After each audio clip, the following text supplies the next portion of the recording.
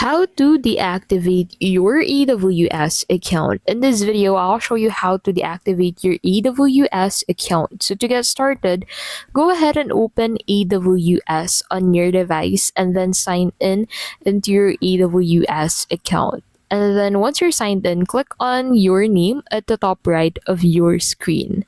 So under your name, you'll be able to find the account button. So click on the account button and that will take you into your account settings. So wait for this to load first. And then at the top right of this page, you'll be able to find this close account button at the right side of account.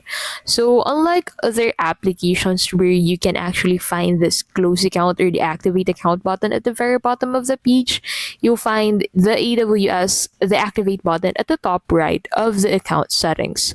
So in here, to confirm that you want to close your account, you need to go ahead and enter your account ID and then click on this close account button.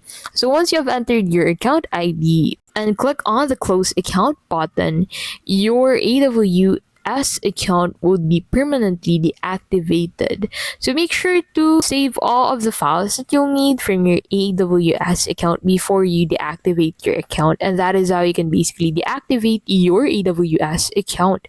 If this video was helpful, please don't forget to give this video a like and subscribe for more videos like this.